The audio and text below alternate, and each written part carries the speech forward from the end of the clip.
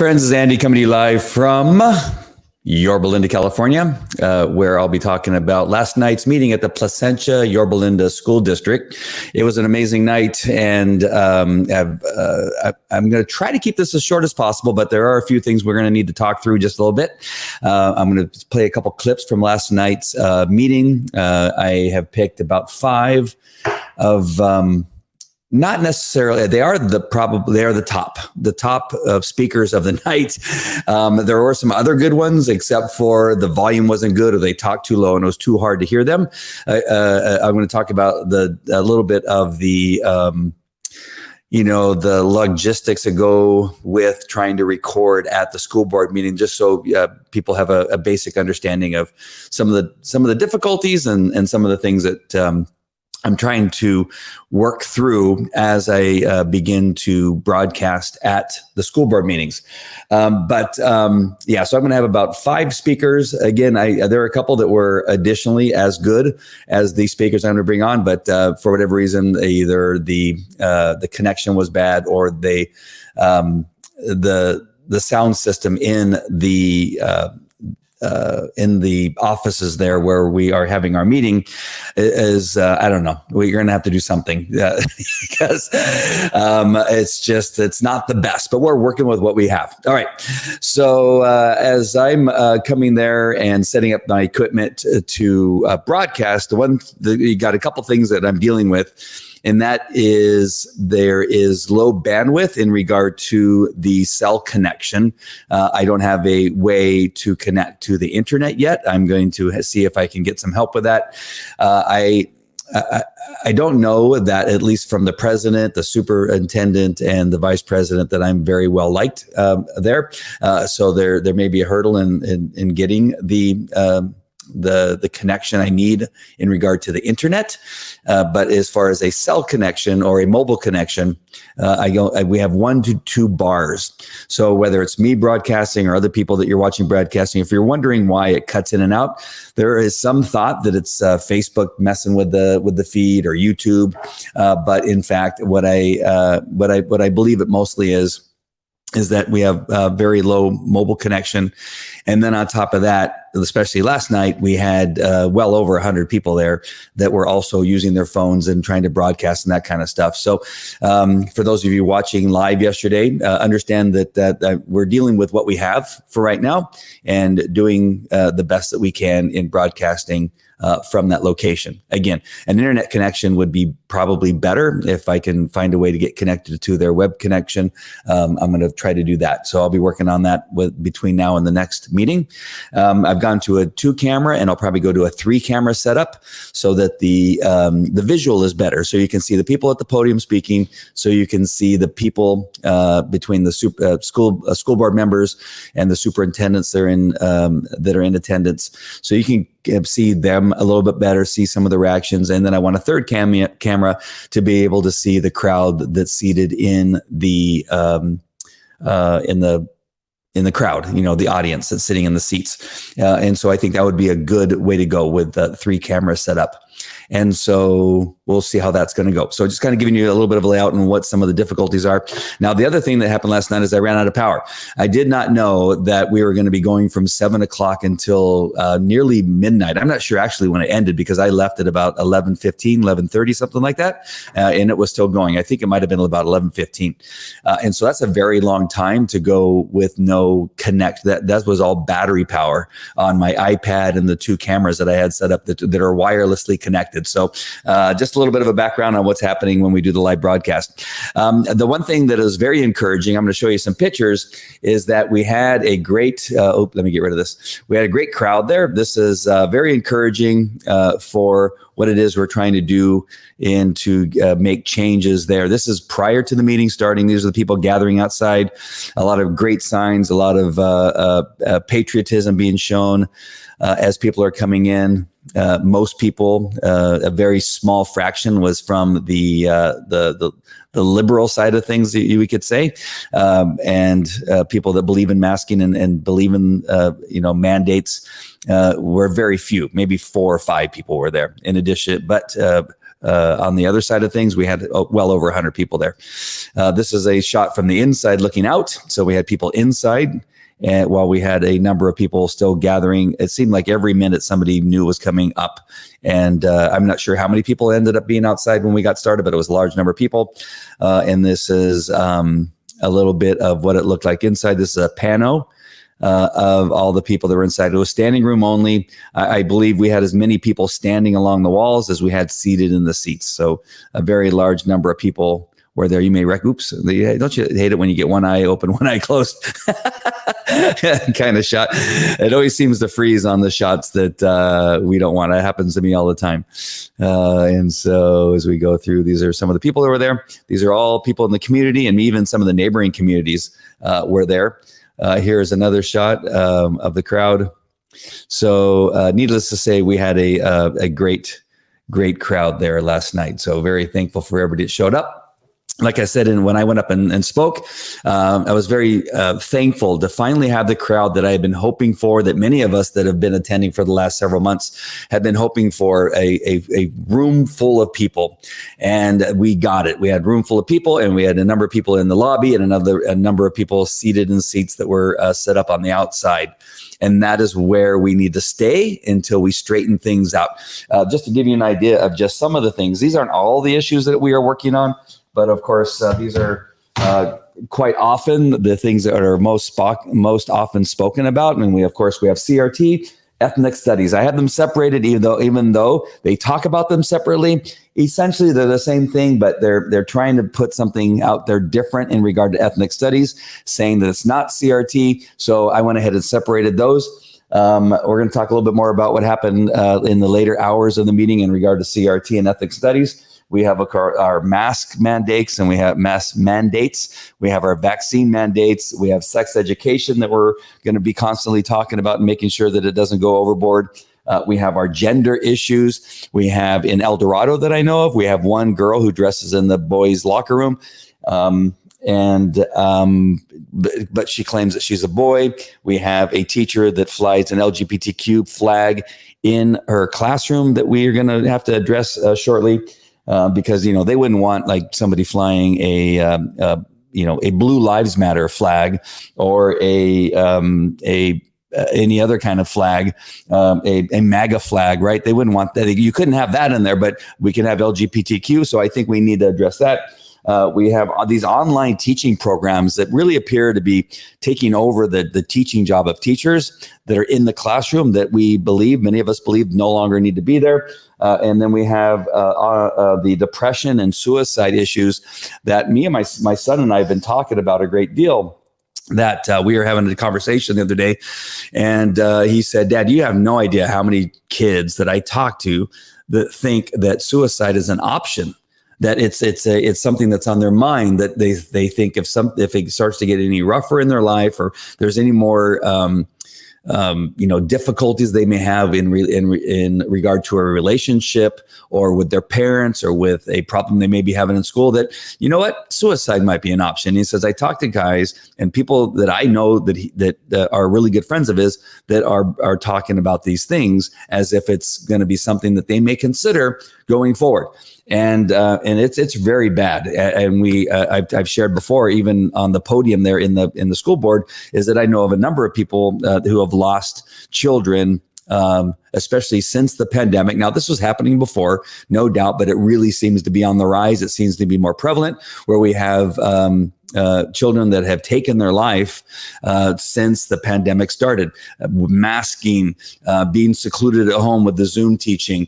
You're afraid to tell anybody you're sick, because if you do, you're going to now have to be home for 10 days. I mean, there's a lot of things that are causing this. Even though I have it on the bottom here, it is a real issue that needs to be addressed. We should be addressing that, and really not having to address all these other things. Let's get rid of all these other things so that we can address the things that are important. Right now, this is the one thing that's important: depression and the thought that suicide is an option for some of these kids. And we're not just talking about high school; we're talking about junior high and elementary school. All right, so we really need to continue to fight. We need to continue to bring the amount of people that were at the school district yesterday to start to get rid of these things, so we can move on to the more important things. It is really crazy that we've spent, I think, in the last 6 meetings that I've been to, and I have lost track, that we spend all of our time talking about things that really should not even be a discussion, right? CRT and ethnic studies is not necessary. Vaccines mandate discussing this should not be necessary. We should be obviously not even. This should not even be an issue in our country right now. The sex education is an issue because they've taken it to a pornographic situation and then bringing it into homosexuality, how to have sex as a homosexual, how to get an abortion without your parents' knowledge. A bunch of issues that do not need to be discussed. We discuss those with our children, not the school.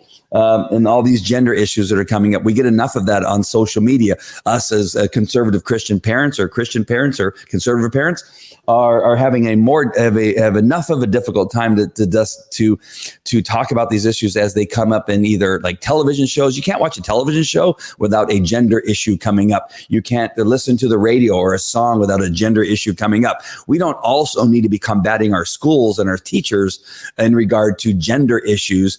And it's just, again, another thing that is just simply unnecessary. We have enough of it. We don't need our schools teaching our kids that there's 30 different genders, that you can be a furry, you can be a cat or a dog if you want to.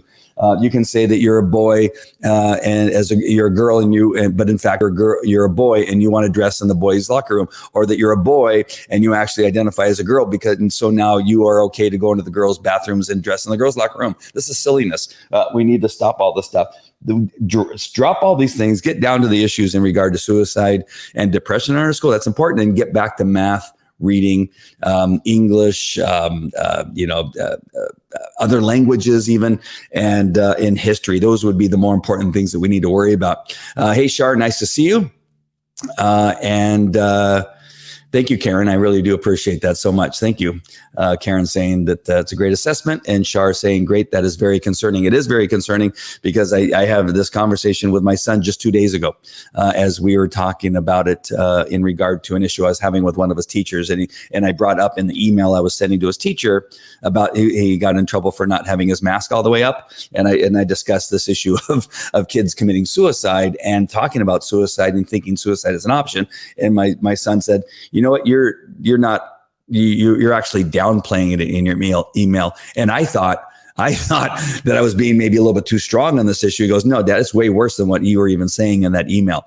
And he goes, let me tell you what I hear at school. He's a freshman at El Dorado High School. So just understand that these are issues that are happening now and things that we need to be concerned about. I'm going to bring up a little bit of a graphic. I'm going to bring you here. There we go. Sorry. Here is a graphic. And these are what children and teens are dying of here in the United States in the last year. And at the very top is drownings. 3,960 drownings is the number one killer of young children and teens. That's the number one death. We don't see marches and mandates for taking pools out of our backyards. Right, we have here in Orange County, we have a number of pools in our backyards. You don't see banning people from going to the beach, banning people from going to the river, banning people from going to any of the lakes that are around us. None of that. You don't see people protesting the drownings. And yet, in the last year, we've had 3,960 children and teens dying of drowning. Right? Why aren't they banning? Why don't they have no more boat mandates, no more swimming mandates? Where's the mandates for that? 39,000 or 3,960. The next one here is car crashes. Where are the mandates of there's no more cars? Now I know they're trying to get a gas cars, but 3,434 deaths in car crashes. The next one here is gun violence. Now, I know what people are going to say is, oh, then we need to get rid of guns. No, we need to have stronger laws. We need to bring police back into the Democratic-run cities. Most of these deaths from gun violence are black-on-black crimes that are happening in Democratic-run cities. A large number of these places have gone out of control. Murder is on the rise. Homicides are on the rise. Many children are being killed in these areas because of crime, not because of guns. I know that that's going to be the conclusion people are going to come to. But again, we're talking about 3,285 due to crimes. Now, the next one is traffic accidents. What I'm assuming, and that's 1,053. What I'm assuming when it comes to traffic accidents, it's kids getting hit on their bicycles, maybe motorcycle crashes, because the other one was some type of vehicle crash. It's other types of vehicle crashes. But again, it's on top of the car crashes, which is, again, 1,053 for traffic accidents. The next one coming is poisoning. 730 children are killed every year, or this year in particular, during the COVID. 730 have died of poisoning. Now, do we hear people going crazy about poisons that are in the house? Do we hear that there's going to be some new mandate about having no rat poison to kill rats any longer? I don't know, what else is killing kids? Iodine? What is it that they're dying of in regard to poison? And nobody's going crazy about that. I don't hear one organization. I don't hear the National Organization Against Poisons. Poisons don't matter. I don't hear any organizations saying we no longer need to have poisons in our world, even though that 730 children have died, teens have died of poisons, like people are going crazy in regard to COVID, the vaccines, and the masking. When we finally get down to, oh no, we're not there yet. What's the next one? The next one is, I'm so sorry, I can't read. Suicide. Oh, the one I was just talking about. So sorry. The next one is suicide. Suicide during COVID is 534. 534 children and teens have committed suicide during the period of COVID. 534 children and teens. Again, we don't hear about this. Anytime we bring it up, the one time I brought it up at a school board meeting, a teacher who was in attendance at the school board meeting scoffed and laughed when I brought it up. She actually laughed out loud that people told me, and I heard her when I said, I have friends whose children have committed suicide during the pandemic. They go to the school district, and the teacher laughed at me for bringing that up. Suicides are more of a danger to our children in our schools than COVID. Finally, we get down to COVID. All right, COVID, 498 children across the United States quite possibly have died from COVID. And it's possible. Why do I say positive or possibly? It's because we know, all of us know, that when we hear somebody that has died from COVID, that they quite possibly did not die of COVID. They died with COVID. So any of these car accidents that you see listed on here that involved a child that had COVID, who probably was showing no symptoms, that had, maybe a sniffle, if that, they were symptomatic. They were asymptomatic when they died, but they had COVID. They would go down as a COVID death. We know this. This is a fact that has been brought up several times, and many doctors have testified to the fact that when somebody dies, no matter what it is they died of, if they have COVID, they go down as a COVID death. And so we have 598. We've heard closer to somewhere in the neighborhood of 200, and maybe less children have actually died from COVID, and that was because they had a very bad comorbidity, like obesity, some type of other respiratory issue, or cancer is another main reason why some children are dying of COVID, that they had leukemia when they got COVID, or some other type of deadly cancer, and the COVID possibly pushed them to death sooner than the cancer would have taken them. And so again, when we look at this number of 498 in regard to COVID, well below several other causes of death for children, but they seem to be really crazy about this issue in regard to COVID. So I just wanted to bring that up as we are going forward. Char Marie remembers the teacher that laughed when I brought up that I had friends whose children had committed suicide, and I'm not obviously not going to share their names. They know who they are. They're families that have gone to either my church or people that I worked with in some form or another. And I know for a fact that their children have committed suicide. And when I said that, Shar was there and heard the teacher. The teacher was sitting behind her, laughed at my discussion about why I thought masking was doing more harm than good. And this was a long time ago, Shar, right? This was probably about 6 or 7 months ago, maybe longer. I can't remember how long ago it was, but it was quite a while ago. And so we've been talking about this issue for a very long time. All right. So I want to bring in a couple of videos here really quick before I go any further, and just and share with you some of the great speakers. If you were not able to watch live last night when I was broadcasting, I think you will enjoy the clips that I brought up. Again, these aren't all the best clips because it would have been a very long show to do that. We were there again from 7 o'clock at night until, and again, I'm not sure when it ended. It may have ended somewhere around 11:30 or midnight, but it was a very long meeting. And there were 60 speakers, I think, 60 some odd speakers. So here we go. Here's the first one. And I chose this one because of some of the things she talked about. We'll talk a little bit about that after this is done. All right, here we go. And I don't know any of these people's names. So I'm sorry if anybody knows their names or wants to talk about who they are, that would be awesome. I recognize that you as a board are up for a large battle in the months ahead. And I know you have two choices. One is to choose the battle that is the right thing to do and stand up to the state with a ridiculous mandate. You do have voices that collectively will be loud. All of us here tonight with signs and shirts, and many more not here tonight, will join you in the battle. We may seem like a small pebble in this big state, but we could be the pebble that takes down a giant. The crazy, passionate, dedicated families of the PYL will support you, fight alongside you, and do all we can every step of the way. Your second choice is to not take a stand. And you will still face a battle, but it will start on the day that our kids are no longer allowed on your campuses. You will battle. Your battle will be the future of this district in the wake of so much loss. You will lose teachers, countless students, but you will also lose a lot of helpers. In this audience, you have Fall Festival chairmen, book fair volunteers, school site representatives, PTA members, room parents, noon aides, classroom helpers, booster club members, PYL staff, passionate, available, invested people who help to make this district what it is. You will lose all of us. And you will fight the battle without our encouragement, our help, and our unwavering dedication. The battle is yours for the choosing. Stand up now or try and make up for it later. Who knows, you might be in those seats for such a time as this. Yeah, I mean, so many great things in that, in her talk that I really loved. And I'm going to, let's see, at least two of them.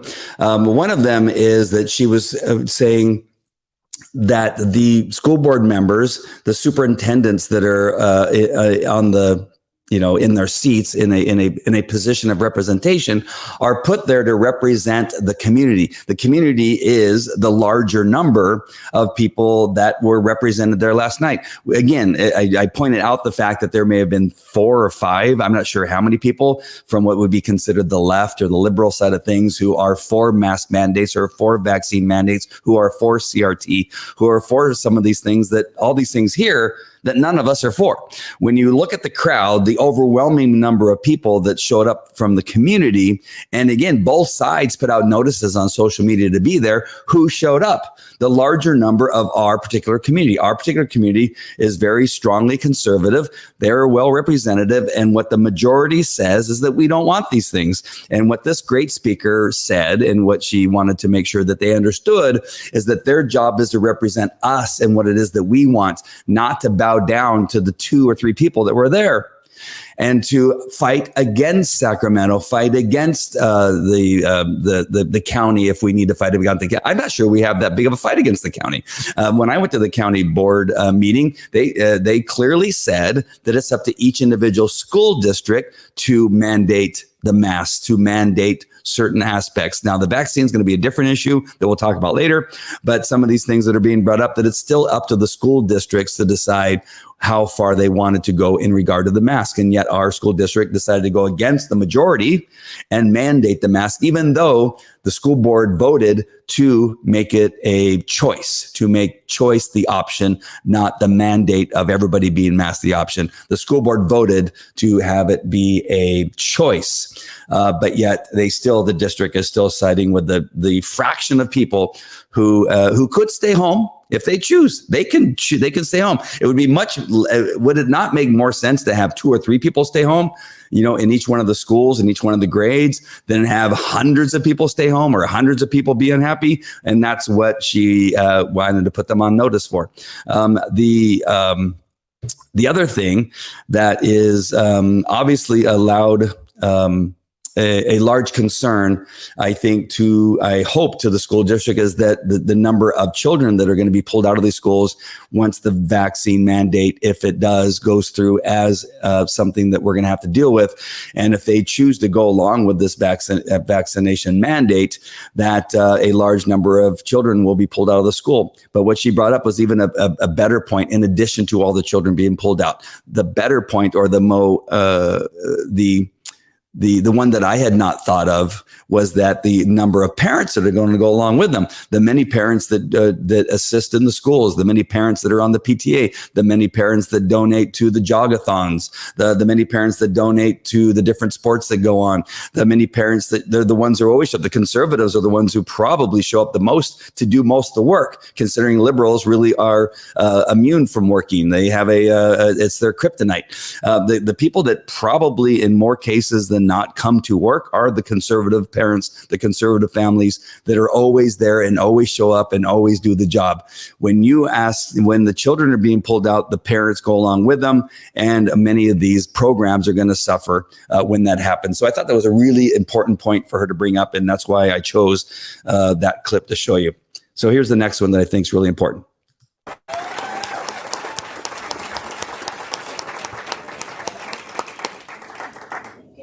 My name is Amber Gribbon, and I'm here tonight to let you know that mandating an experimental vaccine on a population that has a 99.9% survival rate, with 0 long-term studies and very little short-term studies, those of which actually do show some severe side effects, is absolutely ludicrous. My 3 children will not be participating in this medical experiment and will be pulled from California public education if exemptions will not be allowed. We are only one family, but there are hundreds of others who feel the same. And when 1,000 or more kids are pulled, teachers will lose their jobs. We will not be putting our kids at Buena Vista or Parkview. We will be pulling them. They deserve a real education in person. We need to work together here. We are not here to fight you, but we will fight for our children. We love our teachers and we love our district. We do not want to have to pull our kids. Teachers, you need to start contacting your unions and let them know that your jobs are on the line. Yeah. They need to stand up and use their weight to influence at the county and state level. And the board, you need to stop being cowards and just bowing down, doing whatever they tell you to do for what is right for our kids. Speak up and speak out. It's time you help us help our kids. Again, some really great points. I think the important thing that she did was point out that the teachers' jobs were on the line. I was so happy to get an email that a teacher who was viewing what it was that I was broadcasting. I'm not going to share what school or where she's from, but she sent an encouraging email that what we were doing was right, and she was so glad to see that parents were fighting for our kids and fighting for our schools. And she said there are a lot of teachers that support what it is that we are doing. And so I have a really strong feeling, just like this young lady was talking about, in regard to that the teachers' jobs is on the line, especially if there's not going to be any kids there to teach, right? But also there's going to be some teachers that are not also going to go for this. These mandates are going to be either brought upon them. Right now, as far as I understand, it's going to be the children that are mandated for vaccines, but the teachers are not mandated. That goes to show you what a farce this whole thing really is. And it also shows you how strong the unions are, right? The unions demand all these things, but when it comes down to it, they, instead of saying, as an example, we are also going to mandate that every teacher gets vaccinated. No. Did they do that? No. Why? Because they know a large number of teachers are going to walk if they do that. And so, but they can go ahead and do it because they hate parents. I would say the teachers unions actually hate our children. They just like power. They just like, what it is that they have as far as their position and being able to dictate what it is we teach and put across their curriculum and propaganda that it is that they want. I was shared some information that the teachers unions had contacted the vice president, Buck, of the school board, and Freeman, who is the president of the board, that the teachers union contact them, and they have their full and wanted to tell them, you have our full support. We are going to make sure that you get voted back in, because if we lose you, we will not be able to push our propaganda into the school district. This is a quote from somebody who is in the position of knowing about all this, and said that they are going to make sure that they raise enough money to make sure that it's that they're just going to make it as difficult as possible for any more conservatives to get into the school board, especially when it comes in 2022 for the election for the seats that Buck and Freeman hold. So we are fighting against the teachers union, and you have to know that. And they are so powerful, again, that the mandates that they're proposing on our kids are not being proposed on the teachers. However, if the children go, if all these children go and the teachers' assistants go, who are volunteers, volunteer parents, and all the parents to do all the extra work and keep things running, if they're gone, a lot of teachers are going to find themselves jobless. And so that was a really good warning from that speaker. And I thought she did a really good job, very articulate, and did a great job. Again, all the other people that went up, I'm not saying anything negative about you. You guys did great, but I'm just telling you that that speaker did an excellent job. Here's another parent that just came up. Let's see. Let me get to a couple of these. Karen said I should show those stats at the next board meeting. Yeah, I was going to try to get it blown up. I ran out of time yesterday, but I was trying so hard to get that graphic blown up to show. But next time at the school board meeting, I should have that all prepared to go. And then Karen comes back and says, socialism is for the people, not the socialists. Vaccines for thee, not for me. Absolutely. All right. So here's another speaker who brought her daughter up. And again, I think her speech was very good and addresses exactly what needed to be addressed with the superintendents and the school board. Fourth, Rebecca Cleland. Followed by Andy Falco, followed by Stephanie Williamson, followed by Patrick Joyce. Okay, bear with me, I'm really out of my comfort zone here. I wanted to be present tonight so that I could stand here and look at you and ask that you simply do the right thing, which is to stand behind the families and the teachers of this community and stand up against these vaccine mandates in our school. Our governor has unilaterally revoked our right to make choices for our children and their health. My common sense and my mama gut is telling me that something is really wrong here. And so I'm not hesitant to vaccinate her. I'm very confident and steadfast in my decision, and that is no. I'm declining on her behalf. This is Penelope. She's my daughter. She's 7. She's so smart, and she's healthy, and she's thriving in her new school. Now you want to force her to be injected with a substance that we don't know the effects of. They haven't been studied enough. They have not proven themselves to do what a vaccine is supposed to do. They're actually causing more harm than good, and they're causing more harm than actually preventing the contraction and transmission of the virus. And in our children, they have basically a 100% chance of surviving that virus. This whole charade is so that she could simply participate in the life that I have worked so hard to give her. I'm a single mom, I'm a stenographer of 11 years, and I'm barely holding on to my career as we speak. As adults and as parents, we may have had some wiggle room in our choice, but when it comes to our kids, if we tell you no, it means no. It means no today, tomorrow, and next school year too. The teachers and parents are coming together, we'll pull our kids from school and we'll figure it out.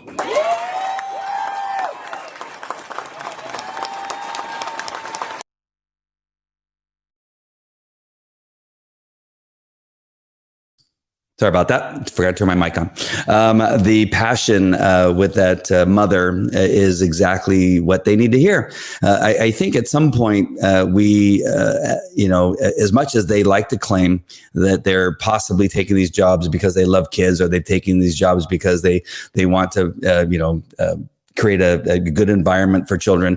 It's not. I mean, that's not what they've shown us over the last several months. Is what they're interested. They're interested in power. The teachers union as I don't know what hold they have on other than financial, but they have a strong hold on these especially these two school board members, Buck and Freeman, and the superintendents, and there's the one Admonson, Dr. Admonson. I don't know if she's a doctor or not, but anyway, she's in charge, I think, of curriculums in school and looking over the online teaching, which she doesn't do a very good job of doing that. And I'm not sure what it is they have over these people, but they're forcing them to make decisions for the few and not for the many. And when you see actually who they're affecting, when you see the emotion, when this mother's talking about her daughter and that she's not going to be taking this experimental vaccine, those are the things that are important that the school board needs to hear. Maybe they started, years ago, this job of working for the school district and being a school board member with the right intentions, but they've lost it somewhere. The power has gotten the better of them, and they've forgotten that they're dealing with human beings here. They're dealing with parents who love their kids, who make positive and good decisions for their kids on a daily basis, that it's not up to them to make these decisions. It's not up to the governor to make these decisions for these parents. The parents are in charge of taking care of their children. There's inevitably somebody who comes up after a couple of us has spoken and given the stats and talked in the way that this mother talked about, the reality of these vaccines and the lack of study and understanding what the long-term results will be from taking these vaccines, that those are true facts. Inevitably, somebody comes on and says that we're lying, says that the stats we're giving are untrue, that these are the same people that believe that tens of thousands of people are dying daily of COVID. And this is some of the polls that were taken with liberals, that they believe that the chances of dying or the chance of getting hospitalized from COVID are up in the 50 to 75%. We've seen those polls. If you not the real polls, when in fact it's it's 0.001% of children actually get ill enough to die from COVID and get hospitalized. That it's a very small percentage. It's the exact opposite and what they think. So inevitably somebody comes up and says the stats that we're giving are untrue, when in fact these are the stats. That's why underneath that graphic that I gave, and I'll bring it back up just for 1 second to show you, I'm not sure if you will see it or not, but you'll see underneath it says these are stats from the NHTSA, the CDC, Children's Defense Fund, and the IHS.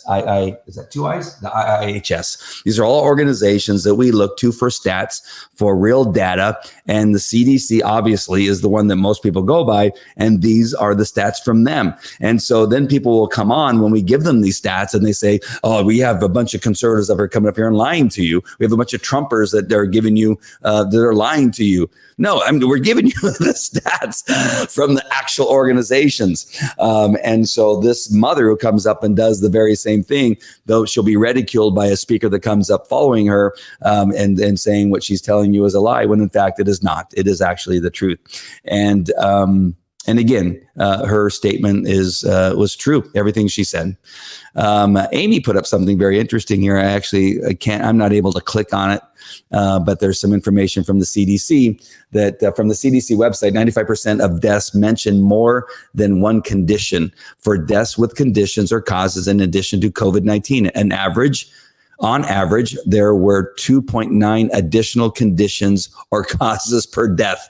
Thank you, Amy. That is a spectacular post. Somebody write that down and bring it to the next school board meeting, because this is the thing that we're dealing with. And again, this is another stat. I'm going to read that out loud again, just in case, because this also goes to a podcast, and there's people that are listening, not watching on the podcast. But it says here, Amy Phelps put this up from the CDC website. 94% of deaths mention more than one condition. For deaths with conditions or causes in addition to COVID-19, on average, there were 2.9, that's almost 3, additional conditions or causes per death. Oh my gosh. And then Amy was kind enough to put a link in the comments. Those of you, again, on the podcast can't see it, but some of you that are on my personal page can probably click on that and get that information. Thank you, Amy, for putting that on there. I do appreciate that. Karen wrote, they're also the same people who believe thousands of unarmed innocent blacks are killed by police every year. Absolutely, Karen. They are the same exact people that think hundreds of black men are killed a year unarmed, where police just randomly drive down the street and decide this black guy needs to die today, and they shoot him in the head. That's what they believe. That is truly absolutely what they believe. These are people that work in offices. These are people that are seemingly educated. I've heard them say, on whether it's on television or whether they're being stopped and interviewed by a man on the street type of interview, where they say, how many black people a day do you think are killed by police? And they will say several a day. They will say several a week. They'll say up to 100 a month or something like that. The truth is 8 in the last study, I think it might have been 8 or 9 actual cases where an unarmed black man was killed by police that were violent. They weren't just unarmed, but they were violent. They were attacking a police officer. They were going after his gun. They were punching him in the face. One black man in one of the very famous cases broke the orbital bone in the face of the police officer, and the cop had to shoot him because he was dazed and confused and thought he was going to die. He thought the perpetrator was going to get his gun. These are the things that we are fighting against, that this false narrative that police are systemically racist. All right. Sorry. This is, oh my gosh, we're already at 41 minutes. Here we go. We got another speaker here. This is one of my favorites. I believe this is the one. You guys are going to love this. This lady, turn up your volume a little bit so you can hear what she's saying under her mask and what she says when she takes it off. A very funny moment. Hi, I'm Lori, and I shall begin my comment. I heard the noise.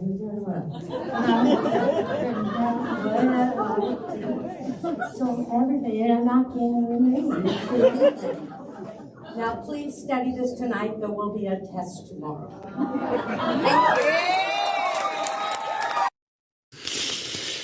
Oh, how many times you've been in a restaurant? How many times you've been at a coffee shop where you are the waiter or waitress is talking to you, and you go, I cannot understand a word you're saying. And I mean, with the mask off, many of them mumble and you can't understand them, but you know, they're just saying stuff. And it's a great representation of, but I'm sure, and my kids have said this, that, you know, the teachers have their masks on and we can't understand a word they say.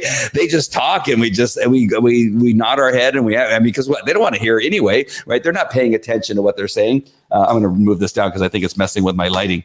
And so there we go. Sorry about that. I know you have to see me. And so it's a great representation of what our kids are going through with these teachers with these stupid masks on, and they don't need them. Many of the teachers are young. Many of the teachers are athletic and in shape. And especially those people don't need the masks. And yet our kids have told us, I don't know how many of your kids, my kids have told me this, you know what, they talk, we don't understand what they're saying. And we don't care because if we don't hear them, then we don't have to do what they say. And so that was a great representation. I really appreciated her creativity on that particular one. And here's the last one that I'm going to share with you right now. And again, another parent with children standing by her side. And another really great point was brought up. I would love to bring Karen Berger Farley's point on, but for whatever reason, during her speech, my camera went black in the middle of her speech and then came back on. So you would have got pieces of her talk. And so I apologize, Karen, that your speech got cut off there. The one time you do go up and talk, my cameras went haywire for whatever reason. All right, here we go. Hello, I have two, can you hear me? Yes. I have two children at Valencia High School who are having a great experience, and I have always homeschooled my kids, and I transitioned them into high school because I loved high school. And Thomas Jefferson said, if a law is unjust, a man is not only right to disobey it, he is obligated to do so. A mandate is not a law. To mandate an experimental shot on anyone is unconstitutional, unlawful, un-American. You were elected to fight for our kids. You were elected to protect our kids. Fight for choice, which includes everyone. That includes everyone. Choice. Yes. Stand up for our Constitution. Now we have to fight for it. You have attorneys. Use them now. or you will lose them, meaning the students. You've already lost 1,600 students this year.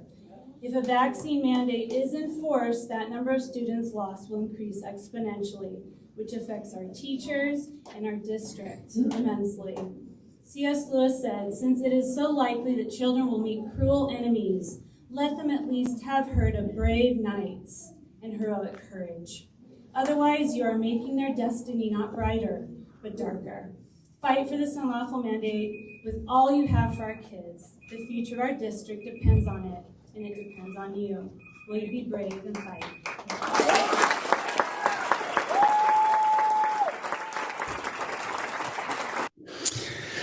Again, just to point out the things that she said, a few things that other people had said, but I found it interesting that 1,600 students have already left the school district. I don't know I don't know the exact number. That's the first time I've heard that. That's a pretty good chunk of children. If those vaccine mandates go through, I can imagine how many children they're going to lose, how many parents they're going to lose, how many volunteers they're going to lose.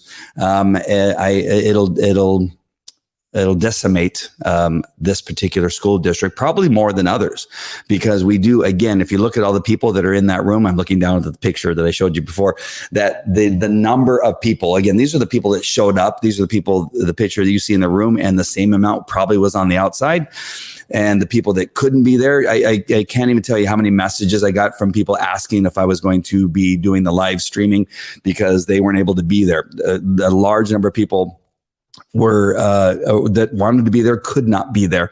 I'm getting messages today from people that were thankful that it was being live streamed so they could see what happened. Again, the numbers are huge. If this goes through, they need to know and need to be reminded that they're going to lose a large number of people. The other thing that she again reiterated is that this is up to them to do what is right for the community. The community is us. The community is not the 3 or 4 people that want to wear masks. The 3 or 4 people that says that what we're telling you is not true. What we're telling you is true. And so this is the thing that they continue to be. I thought that was a great approach. My talk, I'm not going to show it to you, but my talk, really just asked that we not pull the plug too soon. I think that it'll be much like we've learned a lesson from Afghanistan, right? We are, let's just look at all the parents that are fighting as the Marines that are in Kabul, the Marines that were still in Afghanistan, that were keeping a lid on the Taliban, that were trying to take over, that our presence is keeping the lid on the democratic Taliban that is in our schools. I'm afraid that we may pull out too soon and cause a collapse of our district, of our Orange County. We need to hold strong. Yorba Linda is the strongest conservative city in Orange County. We know that because of the election, the special election or the recall election that was just that we just had just a month or two ago, where the strongest conservative vote for Gavin Newsom to be ousted came from Yorba Linda. I want to say that was somewhere in the neighborhood of about 70%. So we may be the last stand. We may be the airport for California, Afghanistan. And again, we're surrounded by the Taliban, and we are the only thing keeping a lid on their takeover. If we leave, we're going to leave behind all the equipment that we've paid for, all the computers, all the instruments, all the books, everything that we paid through in our taxes is in those schools. And if we pull out and we go, and again, I understand all of you want to go to homeschool. I understand all of you that want to go to another state. I understand all of you that want to go into a private school or to a church school. I get that. But let's not be premature in pulling out until we have shown them and given our very best to save the school district. I think we can. By what showed up at the school last night, I think we can save the school district. I think it's possible. And so I just want you all to be a little bit, those of you that are you have one foot out the door, and I see you, I hear you all the time. I was one of those people with one foot out the door, but I changed my mind. I was thinking, why are we leaving? They need to leave. There's only a couple of them. We need to stay strong. We need to continue to push back. We need to continue to show up at the school board meetings. I will continue to live stream them, but don't use the live streaming for an excuse to stay home. It's better if you're there But if you can't, the live streaming is available. But I just really want to encourage you to not pull the plug too soon. Please stay. Please fight. I don't think it's as bad as you think it is. If you're to look at the entire nation, it looks very bleak. We have the worst president in the White House. I rarely call him a president, but the guy, the guy that's over there. We obviously have the worst administration. The entire administration are either evil, which is probably the majority of them. One of them definitely has dementia, and one of them is dumb as a rock, and that's the vice president, right? So we look at that, and it looks very bleak and very bad. But really, really, really, just we've got to stick this out. We're not runners, right? God didn't create us to be fearful. We need to stay and fight. We need to stay strong, and we need to push through this. I think we can do it. I think we can be an example. We will take some heat from the governor. We will take some heat from Sacramento. We may or may not take some heat from Orange County supervisors. I'm not so sure that they are that strong or that much of a threat, I think is a better way of putting it. El Sasser is using them as an excuse. He's saying, well, it's because of them that we have to do this. No, and they're saying, no, I don't know. We don't know what he's talking about. These are what the supervisors are saying. Districts can do what they want. So I don't know why he's putting it back on us. So we need to get some clarification on that. The other great thing that the last speaker talked about is that mandates are not laws. I've shared that with them too. I know a number of you had mandates, recommendations, guidelines. All these things are not laws. And we can go against them. We may find ourselves in court. I'm happy to go to court on this alongside the school district superintendent, alongside the school board members. I will go there. I'm sure Karen will go there. I'm pretty sure. I don't mean to volunteer you, not Amy, because Amy's in Texas, but the other people that are on. We have a large number of people that are watching right now. Shar probably will go. Hey, I'll go. We'll go to court and we will fight. We will fight. And again, the only way we can't fight is if we leave. If we leave, you're going to leave some Americans behind. The lady who just spoke, who said that, I believe, or one of them just spoke. It was like the second or third one. She said that she is a court reporter and she's a single mom. She can't. I'm guessing that her leaving is really a difficult option. She may have to find a way of doing that. She may have to put her child in another school. Homeschooling may not be an option. My kids have all been homeschooled, and it's not that easy. I know that everybody wants to say it's easy. I know everybody wants to say, we'll just join a cooperative. But again, it's not that great of an option for some of us that work. I have 50-50 custody of my kids, and it's just not something that works. Their mom and I don't work well like that together. It's not something that we would find as an option. So you're going to leave some of us in our situation behind, and we are going to be left behind in Afghanistan, and the Democrat Taliban is going to, cut our educational heads off, and it's not going to be good. All right. So let's make sure and not pull the plug too early. I had a couple comments there. Oh my gosh. Yeah, Karen, the lady with the mask, the Charlie Brown, Amy says, sounds like Charlie Brown teacher. Absolutely. Thank you, Karen, for forgiving me. I don't know what happened. Something happened where it didn't, not just you, but a couple people. That was we had some other really good speakers that went on, but for whatever reason, we lost connection for a period of time. Karen said, I spoke for the first time ever because I thought it was important that people saw what a domestic terrorist looks like, according to the unions and Biden administration. Absolutely. Good job, Karen. Karen also said, we also had the most Trump votes of any city in California. Absolutely. And she's talking about Yorba Linda.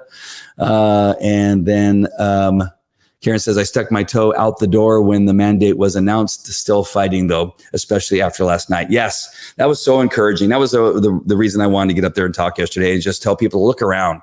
Before you leave, look around. We are going to win this. It's going to be a battle. It's going to be hard. You're going to have to, once a month, you're going to have to take a little time out of whatever you would normally be doing on a 2 Tuesday night. Yeah, it's Tuesday night, right? Tuesday night, and come to the school board meeting and fight for your kids. You may have to write a few emails to your superintendent, to your school board member, to your principals and vice principals, but it's all going to be worth it because we are going to win these schools back. We have a ways to go before this mandate, I think, is going to be a problem. So we have enough time to really make a dent. And like I said last night, Freeman and Buck want nothing more than for us to go away, for us to not be at those school board meetings. They've had it.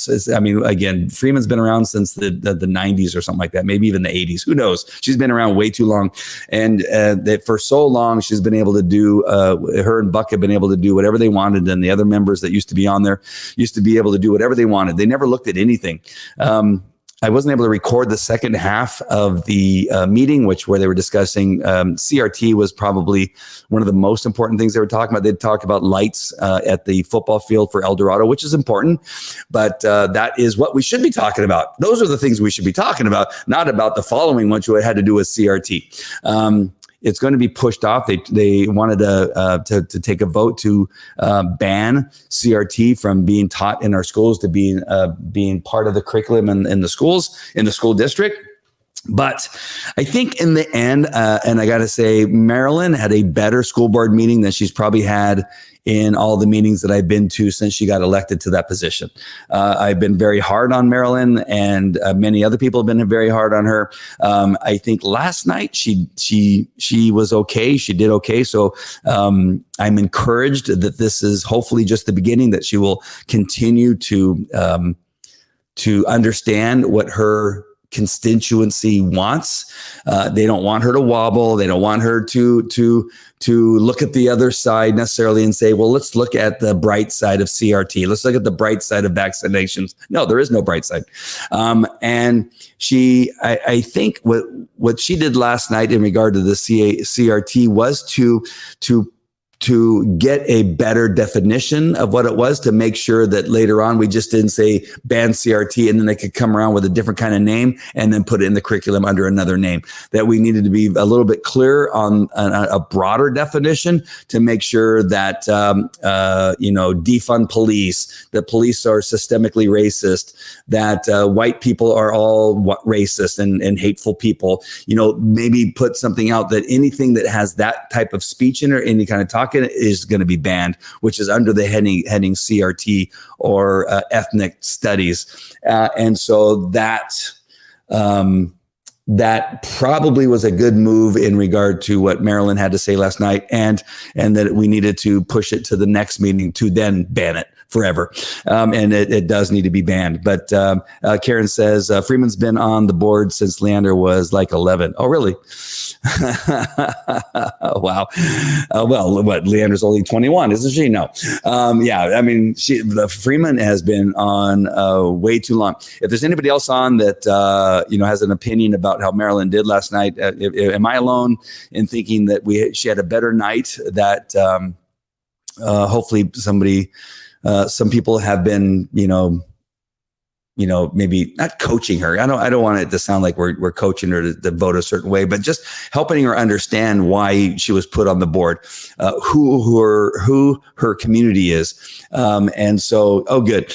Karen agrees that she was better. Again, I'm not saying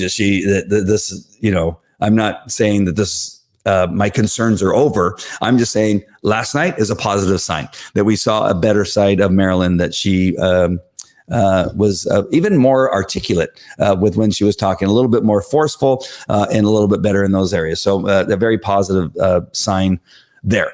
All right. So sorry, I know when I started this, I said I was going to keep it short. I'm going on an hour. So I'm going to go ahead and finish it up with just saying, stay strong, stay positive. Look at what we had last night. Tell more people to come.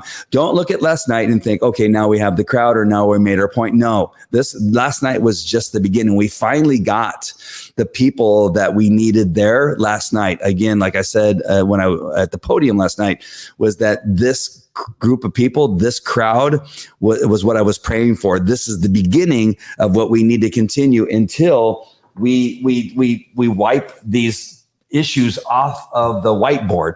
We need to get rid of these issues. There are more. I just couldn't fit them all onto the whiteboard, but these are the main ones that we seem to be addressing a lot. We need to we should not be discussing these things anymore. The next thing is that we probably need cameras in the classrooms. We're at a point that we have cameras. Law enforcement officers have body cams, they have dash cams in their vehicle, and they have dash cams or cameras inside the vehicle to videotape the seat where the prisoners are often held. And so on the streets, there's 3 cameras in many departments: the body cam, the dash cam, and inside the vehicle. We have no cameras where we have adults that have the freedom to talk about anything they want to our kids, any agendas they may have, any political stances they may have, any hatred towards law enforcement they may have, any sexual gender issues that they may have during that period of time, that hour that they're with our kid, or the entire day, like in elementary school, that they're with our kid. They have an opportunity, especially now that the Zoom calls are less, and now parents aren't inside those classrooms. As far as I know that they at Golden Elementary, when I was there for when you go to the school as a parent and visit the teacher, and the teacher tells you what's going to happen throughout the year. What are those days called? I forgot what they're called. Meet your teacher day, whatever those are. Back to school day. That they said we're not having any parent volunteers in the classroom right now. Why is that?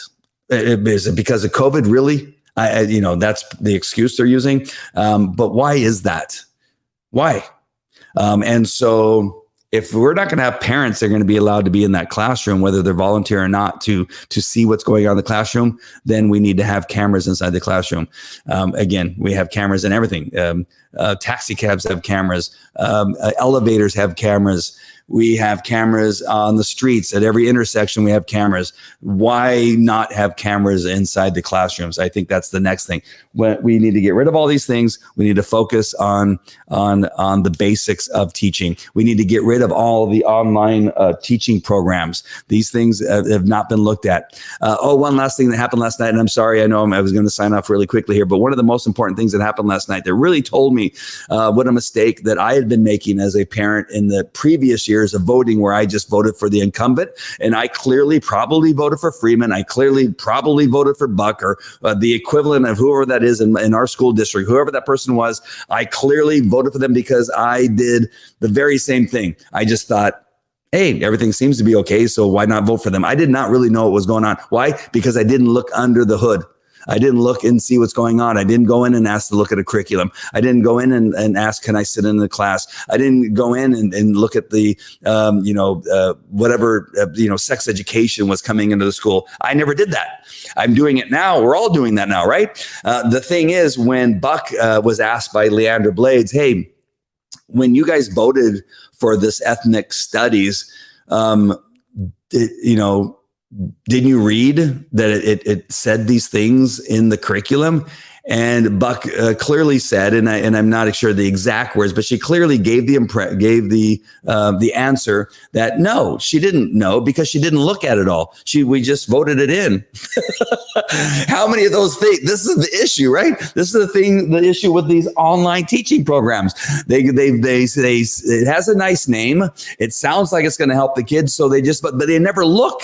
They never look under the hood. They never look at the details. They never look at what it is they're going to be teaching the kids. They put ethnic studies or gender studies in math. They put it in reading. They put it in history. They put it in all these little areas. They sneak it in, right? Because why? Because nobody has bothered to look. Nobody has bothered to pay attention to what is going on.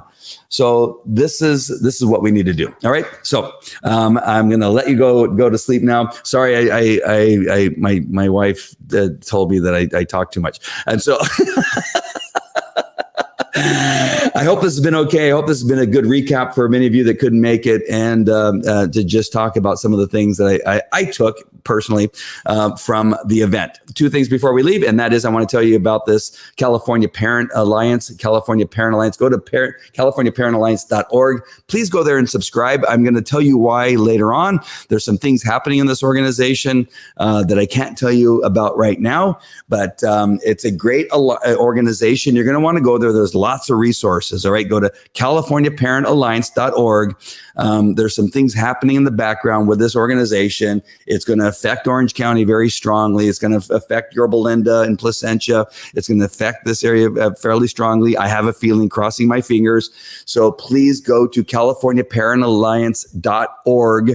Go there, subscribe, get the newsletter. That way you'll know what's happening. I will come on with a live program if the things that I'm hoping are going to happen, and tell you about them, and then tell you how you can get involved. But it's a great organization. I went to a meeting in Simi Valley, I want to say. I'm not exactly, West Village, somewhere up there. Yeah, Thousand Oaks, some one of those cities. I forget which one. It's where Hedia used to live. And went to a great meeting at a restaurant. It was packed, standing room only. We had great speakers. Some of the speakers were from Orange County. We had a guy running for Congress. We had a guy running for sheriff. We had a number of people, number of great speakers there representing this organization. So go to CaliforniaParentAlliance.org, subscribe. And looking forward to hopefully giving you an announcement that you will be very happy about, I think, as we move forward. When you go to the website, you'll know why. It's a great organization. They have lots of resources and lots of articles that will come in handy at the next school board meeting. All right, so go there. One last comment I got here. Let's see. Karen, keep conservative parents out of the class so we don't see that they actually are teaching CRT and other crap. Yeah, that is the reason why they're not letting us in the room. I believe so. Every excuse I got was because of COVID restrictions and that kind of stuff. That's not why. Because we can wear a mask just like everybody else, right? And we could be in there and we could be helping out. But they're keeping us out because they don't want us to see what's going on. You're welcome, Shar. All right. That is it for me. I hope this has been helpful to all of you, and show up. Continue to tell people to show up, even if you have to sit outside in the parking lot for a little bit. Be there, show support. What they don't like is that we keep showing up. That's what they don't like. If we just keep growing and growing and growing, they're going to see how badly the school district's going to be affected if we decide that we're going to pull our kids out. So let's make sure that they understand what the ramifications are of not taking care of their kids and their parents. And we are not terrorists. All right. Talk to you guys later. Take care. Bye.